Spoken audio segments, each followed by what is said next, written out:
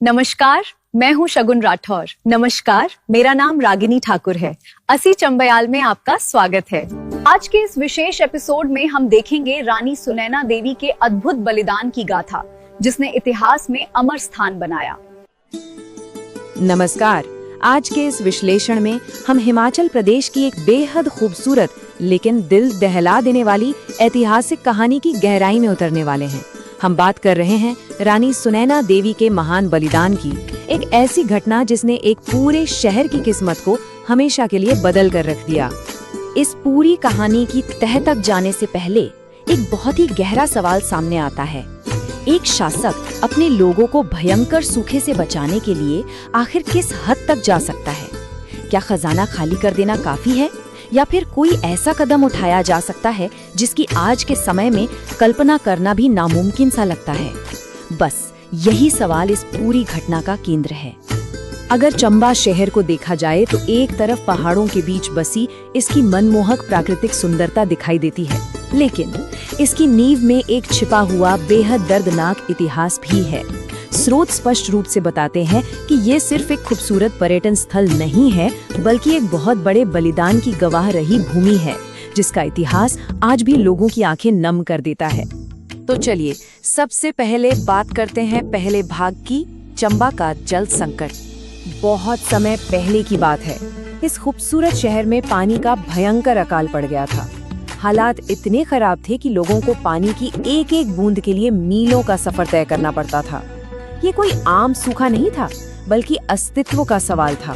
राजा ने अपनी तरफ से हर मुमकिन कोशिश की। उन्होंने लंबी लंबी नहरें बनवाने का आदेश दिया। पानी के नए स्रोतों की पागलों की तरह खोज की गई, लेकिन कोई फायदा नहीं हुआ। शहर तक पानी लाने की हर एक कोशिश पूरी तरह से फेल हो गई। और यहीं से शुरू होता है दूसरा अध्याय, एक देवीय भविष्यवाणी। देखिए, जब इंसान की सारी कोशिशें और सारी इंजीनियरिंग हार मान लेती है ना, तब ये कहानी भौतिक दुनिया से निकलकर एक अलौकिक मोड़ ले लेती है। लोक कथाओं और मूल स्रोतों के मुताबिक एक रात राजघराने की कुल देवी स्वयं रानी सुनैना देवी के सपने में प्रकट हुई। ये कोई मामूली सपना नहीं था, बल्कि एक ऐसा दैवीय हस्तक्षेप था जो सब कुछ बदलने वाला था। देवी का संदेश एकदम स्पष्ट था, लेकिन अंदर तक झकझोर देने वाला था। उन्होंने कहा, यदि राजघराने से कोई अपना बलिदान देगा, केवल तभी चंबा तक पानी पहुंचेगा। पानी की कीमत अब कोई नहर या खजाना नहीं, बल्कि राजघराने के किसी सदस्य की जान थी। अब आते हैं तीसरे भाग पर, शाही दुविधा। अगर हम उस सुबह की कल्पना करें जब रानी उठी होंगी, तो उनके दिमाग में एक भयंकर और भारी वैचारिक संघर्ष चल रहा होगा। उनके सामने पहला बड़ा सवाल था, अगर राजा ने अपनी जान दे दी तो ये राज्य कौन चलाएगा? राजा का जीवन सिर्फ उनका नहीं था, वो पूरे राज्य की सुरक्षा का आधार थे। बिना नेतृत्व के राज्य वैसे ही बिखर जाता। इसके बाद एक और भयानक सवाल सामने आता है, अगर राजकुमार ने अपना बलिदान दिया तो राजघराने का वंश आगे कैसे बढ़ेगा?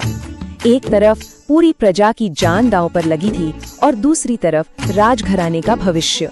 ये एक ऐसी दुविधा थी जिसका कोई भी आसान जवाब नहीं था। तो अंत में इन सभी तर्कों का केवल एक ही नतीजा निकला।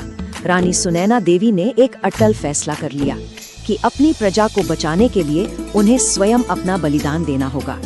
राजा राज्य चलाएंगे, राजकुमार वंश को आगे बढ़ाएंगे और रानी अपने लोगों के लिए अपनी जान देंगी। और यही हमें ले जाता है हमारे अंतिम अध्याय की ओर, बलिदान और स्थायी विरासत।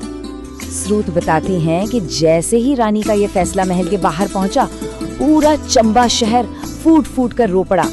लेकिन रानी अपने फैसले पर अडिग रही। सबसे पहले पूरे सम्मान और गहरी श्रद्धा के साथ एक गंभीर जुलूस निकाला गया। फिर रानी ने जीवित समाधि ले ली, एक ऐसा त्याग जिसे सोचकर ही रोंगटे खड़े हो जाते हैं। और फिर लोक मान्यताओं के अनुसार इस महान बलिदान के तुरंत बाद एक चमत्कार हुआ। पानी का एक स्रोत फूट पड़ा और आखिरकार चंबा तक पानी पहुंच ही गया। रानी सुनैना देवी का ये बलिदान सिर्फ इतिहास के पन्नों में ही दफन होकर नहीं रह गया। आज भी उन्हें त्याग, अदम्य साहस और परम समर्पण के एक बेहद शक्तिशाली प्रतीक के रूप में पूजा जाता है। ये चंबा की संस्कृति और वहाँ के लोगों के दिल का एक अटूट हिस्सा बन चुका है। तो दर्शकों, ऐसी और रोचक लोक कथाओं के लिए हमारे चैनल को फॉलो करना न भूलें। मिलते हैं अगली वीडियो में। धन्यवाद।